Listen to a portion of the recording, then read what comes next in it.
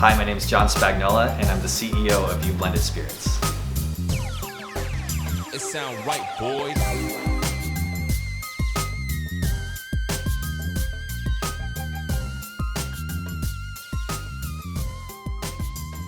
Somebody came to me, who was a friend of mine at the time, said, you know, what if you did like an app that can, you know, make somebody a gin on the fly? Like, I think I make the best gin in the world. I'm gonna add these ingredients and we can just go into our little lab and we can make our ingredients and then we could put a label on it and then mail it to you anywhere you wanna be. Like if you're anywhere in the US, right? Yeah. And we're like, that could be really huge. When you really dive into it, that's a terrible business model. You have to send like individual bottles. You can't do it legally because there's a 3-tier system. There's a ton of reasons why no, but the golden goose in there was, hold on, with, you know, if I get this license here and we structure the company like this, we can actually make an incredibly cheap vodka, like incredibly cheap vodka, but extremely good. Like this was, when we were tasting this, we're tasting it with top bartenders in the area and everyone else. So yeah, this is very good. And we're like, we've never done anything like this, and we make a very good vodka, and you know, why not continue down that road? It's like, there's got to be something here. So we have top shelf quality, and we can do this for an extremely reasonable price. There's a business here somewhere. So then it became learning from our last business. Okay, what are the problems that we can solve in this? And you know, talking to all the bar industries, that's where we really started. It's like, okay, well, you know, it came down to kind of 3 cool things. One, we've learned that there's just constant shifting in who you work with in the industry. Like, you know, Young's will come in, who's a big distributor, and offer a deal which will change out your whole well. And then the next day, somebody will come in from Southern, who's their big competitor, and say, hey, I'll give you 15 cents cheaper on this, and we'll also throw in all this other, and it's just this game that you have to constantly play, and it becomes exhausting. And people, what I heard more and more and more is like they'd hide when the reps come. I was like, okay, that's it. Let's make it so people do not hide when we come. Yeah. Let's make it so they like can't wait to talk to us because it's always good news. And we don't have any games and any of those things that make people hide, right? Yeah. So that was the first critical piece. And we're like, what if we gave them their own brand? What if we just kept everything consistent? It's just $5 for a liter. It's just like, you know, you get, not only do you get that, you get no hidden fees, you get delivery service that's next day, you get, you know, we'll take care of any problems that you can possibly shoot at us, we're gonna fix it for you. We're just the best service. And we'll also, you know, help you develop products, you know, that you really want to use, and then you can make it more of your house. And then it kind of developed into, what if you made your own brand, and then you can promote and push your own brand. It was a win-win for us because they get a cool bottle and a cool brand, like Hula's. They have the Hula's bottles, which is so cool, and great quality. But we also sell, you know, a lot to Hula's. So, and there's no flipping around. It's just, now we're the guy. So it's not, you know, back and forth through Young, so we don't fight. All that wasted energy is kind of dissipated at that point. So, you know, that was the main start of going in this direction. And that was the first big problem. And then there was, you know, so many little other problems that we've discovered along the way that we've, you know, kind of balanced out and made it so it's a way better solution to work with Ublendit over time. One of the things, we have to make it incredibly simple for people to work with us in every stage. So if you want to make your own brand and you're a bar and you're like, hey, I'll use Ublendit Spirits all over the place, and I want to have my, you know, like propagation, just started working with us in San Francisco. I want to have my propagation vodka and my gin and my rum and whatever.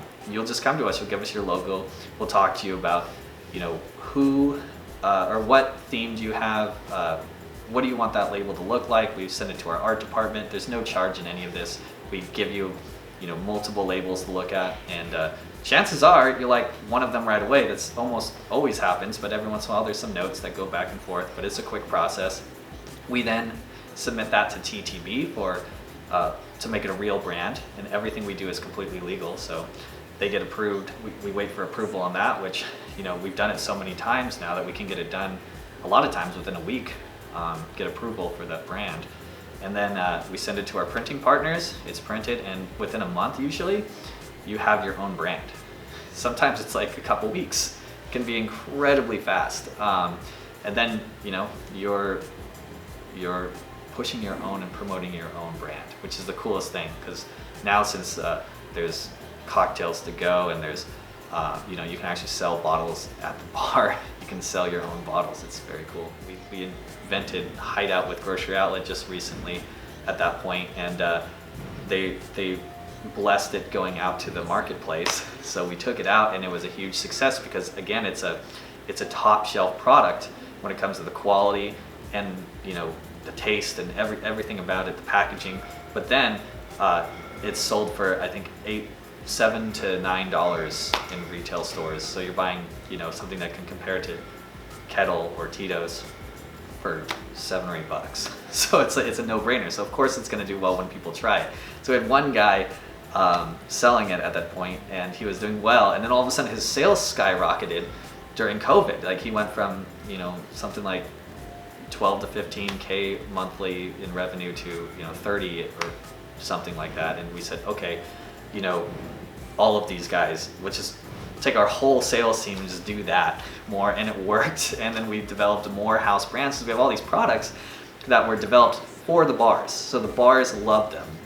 They came to us and said, hey, I need a spicy vodka. Can you guys make me a spicy vodka? And we'd make it, and we'd have our bartender network come in and try this is really good, or it's a little too spicy, you know, tone it down. You know, we just found this perfect balance, and then we were able to then ship it to our network of anyone in the bars that wants a spicy vodka. Now it's part of our offering, and we have this huge catalog, you know, coconut rum to replace Malibu, like all these things that it's like, okay, we can give you the same quality, even better quality a lot of the times, but we'll do it for a fraction of the price, right, of what those products are. And now all of a sudden it's like going to Costco or something. You have, you know, the Costco brand, which is so good, everyone trusts it. The price is amazing, so people are on board for that. So we're trying to kind of build out that Costco model for us. But yeah, so we have this huge catalog of all these different products, and we said, let's just make house brands for all of them with Navigator rums, and now Navigator can be sold at the stores. Let's make you know, Westside Water whiskey, and now our whiskeys are sold at the stores. And then, you know, Safeway started coming on board, and they let us test the product in a couple stores, and it flew off the shelf. And we said, okay, cool, let's do more products. And I think we have 7 or 8 SKUs in Safeway in the Bay Area at this point. And that just kept accelerating, and now it's become this beautiful thing that we've now focused on, you know, retail. So when we have a healthy retail side to our business, and bars are starting to come back, so now we're going to have a very healthy bar and restaurant side to our business. And it all goes back to the same principle of treating these guys like partners. We treat instead of, no one works for us, we don't work for anybody, or we do work for the bars and restaurants, but they don't work for us. We act like they're partners of ours. Like, hey, what do you need? How can we make your business as is better, not by forcing you into other products that you don't want, but, you know, but by taking the products you are wanting and currently have, and just giving you better prices on them, giving your own brand, making something cool for you. Like that kind of partnership, we scaled that out to the liquor stores, saying, hey, you can make way higher margins. So instead of, you know, doing an 18% margin on a Tito's bottle when you sell it, you can do a 50% margin on our products. And people buy them, because when they try it, the quality speaks for itself, and they keep buying it.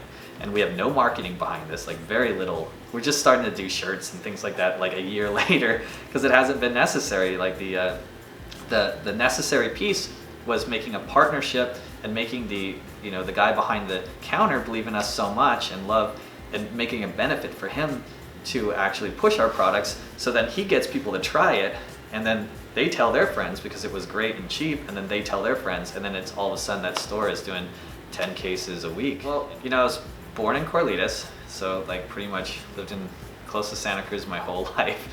I love Santa Cruz, and I love the openness that people have in Santa Cruz, and so much has happened here, and so many special things exist in Santa Cruz that a lot of people don't even know about. Like, you start looking into it, you know, Santa Cruz has, what do you call it, the company that made the headphones that took us to Mark. Poly, or Plantronics. Yeah, Plantronics, like who would have known that? The guy who invented the camera from the iPhone, like all that Philippe, stuff is, yeah. Philippe Kahn, it's like they all live here, and there was something special that kind of, you know, drew them to Santa Cruz, and it's a really creative place.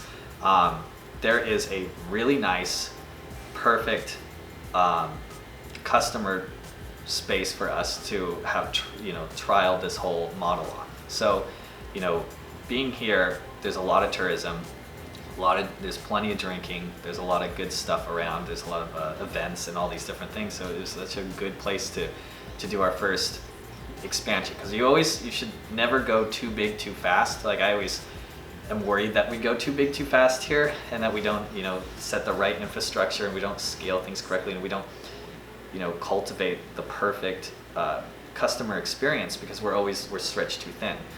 So I'm battling that a lot. But Santa Cruz has been like the perfect size for us to, you know, start talking to these, you know, our customers and start working with them. They're very open. Everyone's nice, you know. It's like if you go to San Francisco, it can be a little bit more difficult to get people to try new things, and they sometimes need a little bit more, you know, just a little bit more before they onboard you. But in Santa Cruz, it's really nice, and it's easy to get people to say, yes, hey, we're other Santa Cruz business. Santa Cruz supports Santa Cruz often. So if we say, hey, we're in here, we're trying to do something special,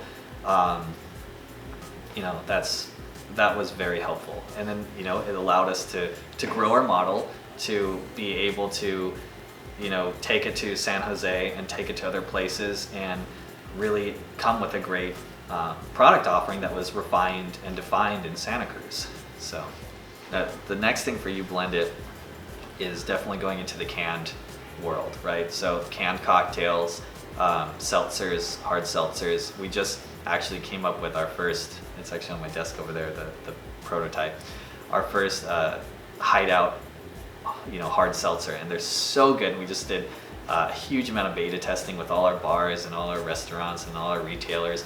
Everybody is really excited about them, but then canned cocktails is coming right after that. But then there's something really special I want to do, which is going to kind of go back to the Ublendit roots, right? And it's we're going to allow bars and restaurants to come in, you know, do an entire 270-gallon tote of their favorite, you know, Mai Tai or whatever, you know, Hula's has their famous Mai Tai. So we let, for example, Hula's come in, do their batch with us, bring their own juices, their own recipe, and we with our sophisticated lab, we can do all the trials, like making sure that they do all the corrosion testing and all those things, and so they won't have exploding cans and those kind of things. And then we'll allow them to can it and put their own really cool Hula's Mai Tai label on it that will actually be TT approved, and they can sell like a 6-pack right out their door of, you know, a cocktail to go. So